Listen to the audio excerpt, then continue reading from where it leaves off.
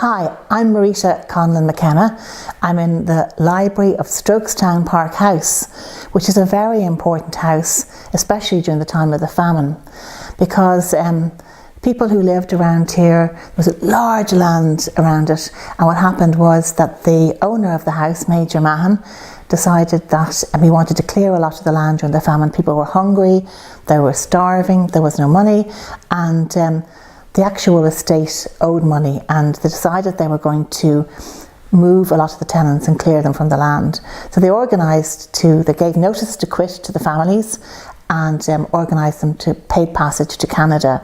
And I love writing about the famine, I know a lot about the famine, but my story is about a boy called Daniel Tighe and his family who lived in a place called Lisanoffy, which was part of the Strokestown estate. And Daniel and his mum and his uncle and his brothers and sisters were moved from Strokestown and sent on this journey along the Royal Canal to Dublin. So they had to leave their house. The cottage was tumbled and knocked down, which is very sad for them, terrible for them. And they came into Strokestown village here, which is just outside the gates of Strokestown House.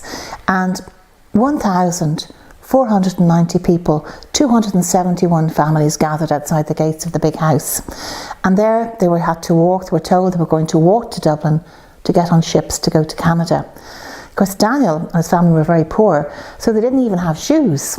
So they had to, how could they walk over 100 miles with no shoes? So first of all, a cobbler was brought in and they had to get shoes made. So a lot of the children and boys and girls were able to walk this journey. And it was very sad when they gathered here. And actually for many of them it was their first time seeing the big house, because even though they were tenants of Major Mahon's and they lived in this area, they were never let come near the big house because they were not considered good enough to come up to the big house.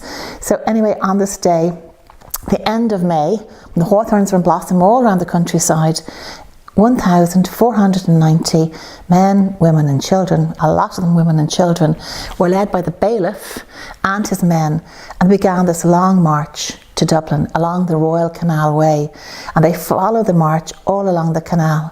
And it was a very tough march, them leaving their home, because they knew once they left, their houses were all tumbled, they would never see Strokestown again, they would never see Roscommon again, and Daniel would never see Lisanoffy where he lived and grown up. And they began this long walk along the canal, and on the way you can imagine 1,490 people walking. It's a hell of a lot of people walking along a canal path. And there were barges and ships with food and grain and cheese and beer and porter, everything on it.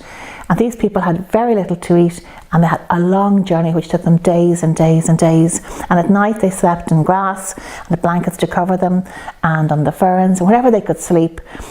I tell the story of Daniel and the things he saw and the things that happened along the way with his mum and his uncle and his brother and his sisters, and how they managed to survive this journey to get all the way to Dublin.